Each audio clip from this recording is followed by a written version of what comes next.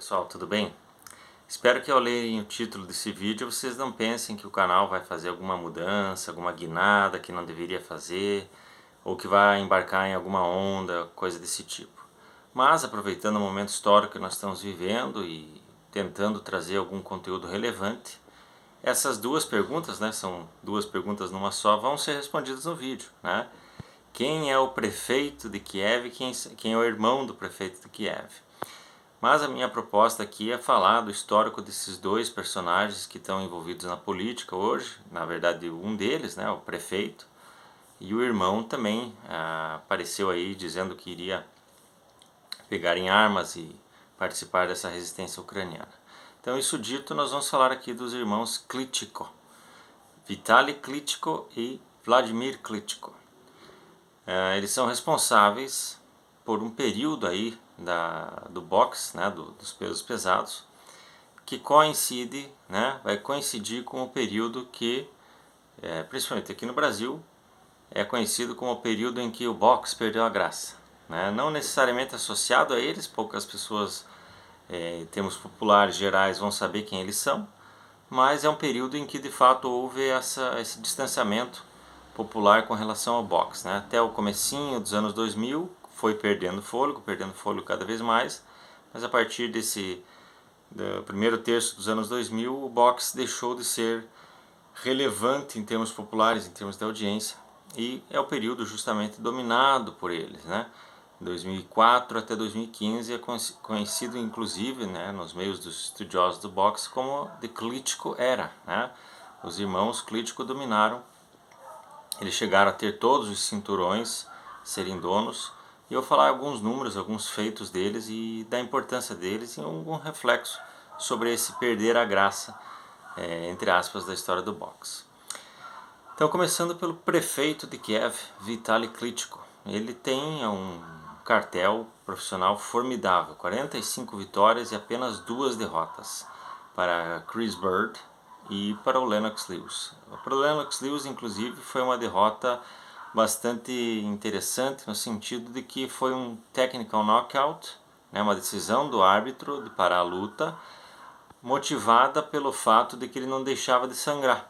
Quer dizer, não é que ele não tinha condições exatas de seguir o enfrentamento, não quer dizer que ele não tenha oferecido uma grande resistência, sem clichê objetivo aqui, não é porque ele não tenha demonstrado ser um adversário suficientemente bom para Lennox Lewis. Talvez um dos que mais esteve à altura de Lennox Lewis em todo o seu período dominante tenha sido justamente Vitaly Klitschko, lá no ano 2003. Mas, por um corte ali no supercílio, foi necessário parar a luta. Eu vou deixar o link dessa luta aqui para vocês observarem depois. De todo modo, ele tem um cartel, como eu disse, absolutamente dominante. Ele só vai ter a sua primeira derrota para o Chris Bird quando ele já tinha 27 vitórias. Um cartel semelhante aí, nesse caso, ao do Muhammad Ali, que quando teve o seu problema com o exército e a deserção, perdeu o cinturão, tinha exatamente 27 vitórias e 0 derrotas. E ele termina, por sinal, ele vai terminar sua carreira sem perder novamente. Ele termina após uma vitória, ele se aposenta após uma vitória. Ele tem uma aposentadoria inicial em 2004 e ali ele foi garantido que quando ele voltasse, se ele quisesse voltar, independente do tempo que passasse, ele já era o contender natural ao cinturão. Foi garantido para ele que ele não iria perder essa chance de disputar o cinturão quando ele retornasse. E ele assim o fez 4 anos depois e só emplacou vitórias aí na sequência.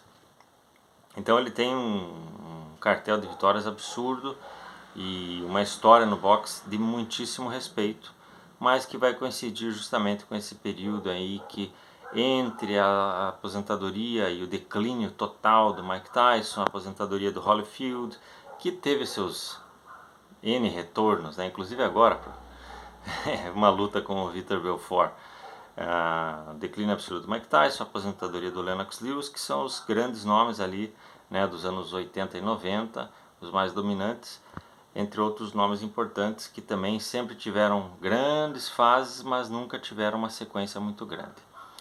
E ele, Vitaly Klitschko, é um dos que consegue, ao lado do seu irmão, um reinado mais longo. Então, Vitaly Klitschko talvez até seja um pouco mais lembrado, mas é o seu irmão Vladimir Klitschko que tem um histórico maior ainda no boxe. Vladimir lutou aproximadamente 70 lutas, não vou saber precisar para vocês agora o número, mas eu acredito que são 64 vitórias e 5 derrotas, portanto 69 lutas. É um reinado, né, durabilidade das defesas de cinturão em termos cronológicos, que só vai encontrar paralelo em Joe Louis, né? Então Vladimir Klitschko por uma década era o detentor do cinturão, era o principal nome a ser batido. Parênteses, lembrando, né, como eu já falei em outros vídeos, acerca de boxe, no boxe nós temos as 4 grandes federações: Associação Mundial de Boxe, Conselho Mundial de Boxe, Organização Mundial de Boxe e a Federação Internacional de Boxe. Esses 4 cinturões equivalem, como eu comparei certa feita, ao Grand Slam do tênis, né? Sendo que Wimbledon e US Open, vamos dizer assim, que são os mais importantes, seriam o Conselho Mundial de Boxe e a Associação Mundial de Boxe. Mas todos os 4 têm o mesmo valor de uma forma geral, né, analisados. Então por isso que quando a gente ouvia, né, unificou os cinturões. No caso dos irmãos, e isso vai ficar o mais notório para nós aí, eles de fato dominaram o período, aí como eu disse, 2005 até 2015 do boxe. Foram realmente os irmãos que dominaram. Diferentemente do que o Galvão dizia lá nos idos de 2001, que os irmãos Schumacher dominam a Fórmula 1, né? O Galvão dizia, mas não houve domínio dos irmãos Schumacher, né? O Michael Schumacher dominava e num breve período ali, alguns meses do verão europeu, o Ralf Schumacher obteve algumas vitórias importantes em 2001 e foi isso. Não houve domínio absolutamente dos irmãos Schumacher, mas houve domínio dos irmãos Klitschko, como eu disse. Então Vladimir Klitschko, além desse período de domínio completo, que só vai encontrar paralelo em Joe Louis, ele tem também 10 defesas de cinturão, apenas menos do que o próprio Joe Louis, que defendeu 25 vezes, é o melhor de todos os tempos, né? Eu ainda vou fazer um vídeo sobre ele, mas adianto que ele é o melhor de todos os tempos. E para o Larry Holmes, que teve 11 defesas consecutivas, e o Vladimir teve 12. Ele acaba perdendo, então, nas suas últimas 2 lutas para o Anthony Joshua e para o Tyson Fury, que são hoje os 2 melhores, aí, juntamente ao Alexander Usyk, né, ucraniano também, que é detentor da Associação, da Organização e da Federação Internacional, e o Tyson Fury é o detentor do Conselho Mundial de Boxe, né, do cinturão do Conselho Mundial de Boxe.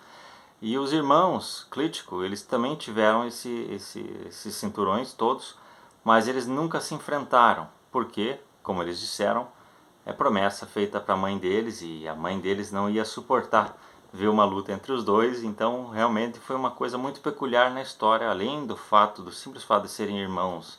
Eles estão no Guinness, né, com o número de vitórias obtidas por irmãos, é algo sem paralelo, mas além disso eles nunca se enfrentaram, portanto os principais donos de cinturão nunca disputaram por esse fato, por serem irmãos. Mas o Vladimir Klitschko, além disso, tem uma outra distinção, que é o fato de ele ser um dos 6 pesos pesados da história a ter, além do cinturão, né, além de ter conseguido o título mundial, digamos assim, ter também uma medalha de ouro na categoria. Os outros 5 são Joe Frazier, 1960, obteve a medalha de ouro, Muhammad Ali, 64, George Foreman, 1968, Lennox Lewis, 1988 e o Anthony Joshua, mencionado, em 2012, obteve a medalha de ouro.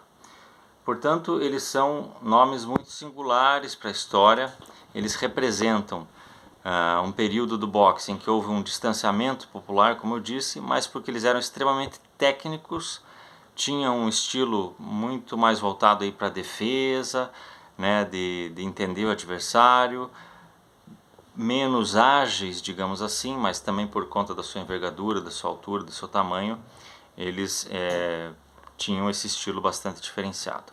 Mas o mais importante para nós aqui é que eles representam um período singular também por conta da sua origem. Né? Não o ser ucraniano, mas o simples fato de ser europeu ou não inglês já os colocou numa distinção. Se você olhar para a história, os Lineal Heavyweight Champions, né? Os campeões de pesos pesados que mantiveram os principais cinturões, seja por uma luta, né, para apenas uma defesa de cinturão ou para várias. Você vai ter notadamente americanos e alguns outros ingleses e uma ou outra exceção. Até agora me foge qual seja, se foi alguma exceção não tão importante nesse sentido, né? Os canadenses naturalmente também. Mas eles representam então esse período muito simbólico e só perdeu a graça justamente pela ausência de americanos dominantes. Então, se lá atrás, quando Jack Johnson, né, um americano negro extremamente dominante, era ao tempo todo questionado e buscava-se The White Hope, buscava-se alguém para derrubá-lo, com os irmãos Klitschko vivia-se a necessidade de algum americano, fosse negro ou branco, para derrubá-los, né? Alguém que pudesse questioná-los. Hoje o que nós temos é que os maiores lutadores do boxe do mundo atualmente, da categoria pesos pesados, os maiores nomes são o Tyson Fury, que é irlandês, o Anthony Joshua, que é britânico, o Alexander Usyk, que é ucraniano também. Temos o Andy Ruiz, que é mexicano, e o Deontay Wilder, que é americano. Mas os principais não são americanos. Então, muito desse perder a graça do boxe tem a ver com o americano não estar na linha de frente. Tem a ver também com o tênis, né? Que nós tivemos um período dominado por os grandes tenistas americanos, mas depois os europeus é que vieram a dominar. E isso tem a ver sim com a cobertura midiática, a forma como as coisas são, se um americano é dominante, se americanos são dominantes, se os americanos são postulantes, eles tratam de forma diferente. Vai aí um paralelo com a cobertura da guerra e aí fica para você entender o que eu estou querendo dizer. Beleza, pessoal? Klitschko Brothers, os irmãos Klitschko, prefeito de Kiev, Vitaly Klitschko e seu irmão Vladimir Klitschko são alguns dos maiores da história do boxe e para quem não os conhece, talvez só tenha ouvido falar deles agora, por alguma maneira, recomendo a pesquisa e recomendo entender esse período pós-Lennox Lewis, pós-Mike Tyson. Uma curiosidade, a luta entre Vitaly Klitschko e Lennox Lewis acontece após aquela humilhação, não luta, que o Lennox Lewis perpetrou ao Mike Tyson. Portanto, haveria a possibilidade, quem sabe, de ter ocorrido uma luta entre Tyson e Klitschko naquele período. E talvez a humilhação fosse ainda maior. Beleza, pessoal? Um abraço a todos.